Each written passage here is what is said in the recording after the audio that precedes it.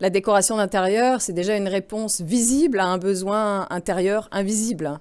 Donc il y a autant de décoration intérieure que de personnes. Si je prends par exemple le fait d'avoir une belle photo de la ville dans laquelle on vit actuellement, où on a vécu, c'est un élément puissant de reliance à ce souvenir. Et j'ai plein d'exemples ici dans la galerie avec des photographies magnifiques de Laurent Dequic, ou même le travail d'artistes dijonnais locaux qui savent représenter et faire ressentir la ville de Dijon, avec ici le travail de Schima par exemple, ou celui d'Olga Gay qui peint Dijon avec tout son cœur.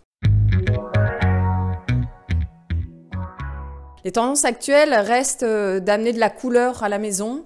Je pense que le contexte participe à cette envie de pétillance, de vibrance, de joie à l'intérieur de chez soi. Une tendance aussi à noter dans la décoration murale, c'est l'envie que ce qui est représenté sur son mur reste dans son identité, quel que soit le mouvement dans l'environnement, quelle que soit la luminosité. Et on se rend compte que les finitions mates, en tout cas je prends pour l'exemple ici chez Yellow Corner, rencontre un franc succès, tout comme les peintures mates d'ailleurs dans les intérieurs sont plus présentes.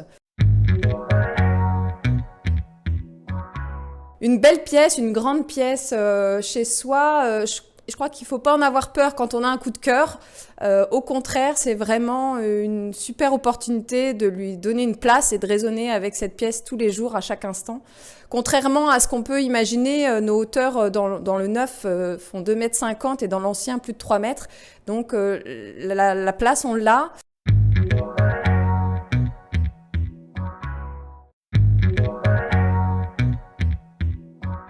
Pour ma part, comme j'ai des journées qui sont très actives, très dynamiques, quand je rentre à la maison, j'ai envie d'avoir un espace qui m'apaise, qui me donne beaucoup de sérénité. Donc j'ai assez envie de choisir une photo de Pau Chêne, qui est une vision vraiment très apaisée, apaisante.